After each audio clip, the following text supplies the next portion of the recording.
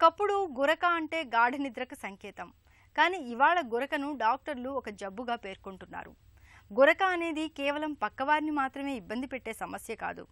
శరీరంలో శ్వాస మార్గాల్లో అడ్డంకుల్ని తెచ్చిపెట్టి ఏకంగా ప్రాణాలకే ఎసరు పెట్టే ఒక పెను విపత్తు.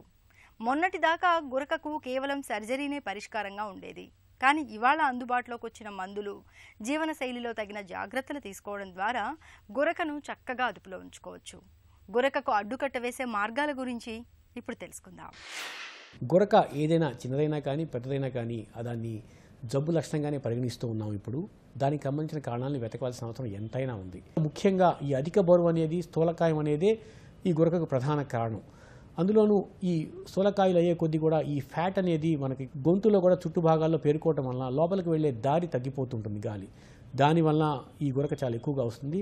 అలాగే ముక్కు నుంచి కింద వరకు పరిశీలించినట్టయితే ముక్కు లోపల గోడ వంపు ఉండటం వల్ల కానీ, ముక్కులో కండరాలు వాచటం వల్ల కానీ, ముక్కులో కైకండలు ఏర్పడటం వల్ల కానీ, తీవ్రమైన జలుబు ఉండటం వల్ల కానీ ఈ గురక ఎక్కువగా ఉంటుంది. ఆ తర్వాత అంగిలి కొండనాలు కూడా చాలా ఎక్కువగా పెద్దగా ఉండటం వల్ల, అలాగే నాలుక పరిణామం కూడా చాలా పెద్దదిగా ఉండి చిన్న దవడ ఎముక లేదా వెనక్కి జారిన దవడ, అంగిలి ఎక్కువ ఉండటం హై ఆర్చెడ్ ప్యాలెట్ అంటాం వీరిలోను. అదేవిధంగా ఈ మెడ చిన్నగా ఉంటుంది చాలా మందిలో. గొంతులో ఉండే ఈ కొండనాలుక, టాన్సిలు, ఈ ఫ్యాంజిల్ ఫిలమ్స్, పోస్టీరియర్ ఫ్యాంజిల్ వల్ల ఉండే కండరాలని కూడా దగ్గరికి వచ్చేస్తాయి. ఇంకా మూసుకుపోవటం వలన ఇది గురక ఏర్పడుతూ ఉంటుంది. మనం గమనించినట్లయితే గురక పెట్టే వ్యక్తి బాగా గట్టిగా శబ్దం చేస్తూ ఉంటాడు. సడన్గా శబ్దం ఆగిపోతూ ఉంటుంది. ఈ శబ్దం ఆగిపోవడం అంటే ఏంటి? గురక పెట్టే వ్యక్తి గొంతు మూసుకుపోవడం వలన ఊపిరిని ఆపేశాడు. దాన్ని యాప్నియా అంటాం. గురకని క్లాసిఫై చేస్తూ ఉంటాం. ఒక గంటలో ఎన్నిసార్లు ఈ యాప్నియా అంటే పరిస్థితి వస్తుందో దాన్ని తీసుకొని ప్రామాణికంగా దాన్ని మైల్డ్, మోడరేట్, సివియర్ అని అంటుంటాం. మైల్డ్ అంటే ఏహెచ్ఐ ఇండెక్స్, అంటే యాప్నియా హైపాప్నియా ఇండెక్స్ అనేది 5 లోపు సాధారణంగా ప్రతి ఒక్కరిలో కూడా ఉంటుంది. ఈ 5 నుంచి 15 వచ్చే వాళ్ళని మైల్డ్ అంటాం. 15 నుంచి 30 మధ్య వచ్చే స్కోర్స్ని మోడరేట్ అంటాం. మోర్ దాన్ 30 అనేది సివియర్ అంటాం. ఈ మోర్ దాన్ 30 అనేది సివియర్గా ఉన్నవారు కనుక ఎటువంటి వైద్య సదుపాయం అందించకపోతే వారిలో గుండెకి సంబంధించిన ప్రమాదాలు చాలా ఎక్కువగా వస్తూ ఉంటాయి. గుండెపోటుకు ప్రధాన కారణం కూడా గురకగాని చెప్పుకోవచ్చు. గుండెపోటే కాకుండా రక్తపోటు, షుగర్ రావడానికి కారణం కూడా ఈ గురకే. కారణం ఏంటంటే మనం ఈ ఊపిరి ఆగిపోయినప్పుడు ఏమవుతుంది? శరీరంలో ఆక్సిజన్ స్థాయి బాగా తగ్గిపోతుంది. అదే పరిమాణంలో కార్బన్ డైఆక్సైడ్ స్థాయి పెరిగిపోతుంది. ఈ కార్బన్ డైఆక్సైడ్ స్థాయి ఒక పరిస్థితిని దాటిన తర్వాత మెదడుకి స్టిమ్యులస్ అంటే గుచ్చుతుంది. తెలుగులో మనం అర్థమయ్యేది చెప్పాలంటే చచ్చిపోతావు లేవరా అన్నట్టుగా అంటుంది. ఉలిక్కిపడి లేస్తాడు. ఈ ఉలిక్కిపడి లేచి అటు ఇటు చూసి కాస్త నీళ్లు తాగటం లేదా ఫ్యాన్ స్పీడ్ పెంచుకోవటమో, కిటికీ తలుపు తీయటమో చేసి మళ్ళా పడుకుంటాడు. మరలా గురక మొదలవుతుంది. మరలా ఆగిపోతుంది. మరలా మొదలవుతుంది. ఈ విధంగా పదేగా జరగటం వల్ల నిద్ర అంటే మనం ఏం చేస్తాం? నిద్ర అనేది చక్కటి నిద్ర పడుకునేది ఎందుకంటే రిలాక్స్ అవ్వడానికి, విశ్రాంతి పొందడం కోసం. కానీ ఈ పరిస్థితికి ఏమైంది? నిద్ర అనేది సాధారణంగా సాఫీగా సాగాల్సింది ముక్కలుగా అంటే ఫ్రాగ్మెంటెడ్ స్లీప్, అతుకులుగా తయారైంది.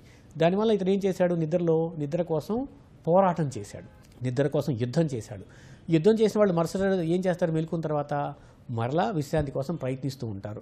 ఈ క్రమేపీ ఈ ఇబ్బంది పెరిగే కొద్దీ వాళ్ళలో డే టైమ్ స్లీపీనెస్ అనేది పెరుగుతుంది. డే టైమ్ స్లీప్నెస్ అంటే పగటి పూట నిద్ర. ఇది ఒక ఇబ్బందికరమైన లక్షణం. ఈ లక్షణం వచ్చిన వెంటనే సరైన పరీక్షలు చేయించుకున్నట్టయితే ఇలా ఇబ్బంది పడుతూ ఉన్న తర్వాత శరీరంలో స్థాయిలో ఆక్సిజన్ స్థాయిలు మారటం వలన మళ్ళీ ఒక్కసారి ఊపిరి తీసుకోవడం వల్ల ఆక్సిజన్ స్థాయి పెరిగి ఆక్సిడేటివ్ ఎంజైమ్స్ అన్ని రిలీజ్ అవుతుంటాయి. ఈ ఆక్సిడేటివ్ రిలీజ్ అవటం వల్ల శరీరం లోపల అంటే ప్రధానంగా రక్తనాళాల లోపల ఉండే ఎండోథీలియల్ పొరలు ఈ ఆక్సిడేటివ్ స్ట్రెస్ వలన పాడైపోతూ ఉంటాయి. దీంతో ఇవి కుచించుకుపోతాయి బాగా. ఇదే ప్రధాన కారణం. అంటే బీపీ రావడానికి ప్రధాన కారణం.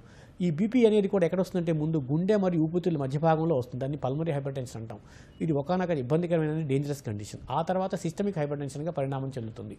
అంటే రక్తపోటు వస్తుంది. అంటే తొలి దశలో చిన్న వయసులో వచ్చే రక్తపోటు కూడా గురక ప్రధాన కారణం. అలాగే ఈ విధంగా ఇంకా పెరుగుతూ ఉన్నప్పుడు దీనికి తోడుగా షుగర్ వస్తూ ఉంటుంది.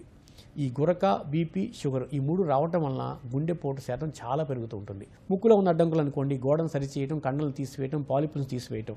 అదే అంగిలి పెద్దగా ఉందనుకోండి, అంగిలిని సరిచేయడానికి యూలోప్లాస్టీస్ అంటాం, పాలటోప్లాస్టీస్ అంటాం, ఎక్స్పాన్షన్ స్పెక్ట్రోప్లాస్టీస్, ఫారింగోప్లాస్టీస్ అని అనేక రకాల అద్భుతమైన శస్త్రచికిత్సలు అందుబాటులోకి వచ్చాయి. కాబట్టి ఏదైనా సరే చిన్న గురక కావచ్చు, పెద్ద గురక కావచ్చు, ఇబ్బంది పక్కనకి ఉండొచ్చు లేకపోవచ్చు, దాన్ని ఖచ్చితం కేవలంగా ఒక ప్రత్యేకమైన వైద్యుని సంప్రదించి పరీక్షలు చేయించుకోవడం ద్వారా దాన్ని నివారించుకోవచ్చు.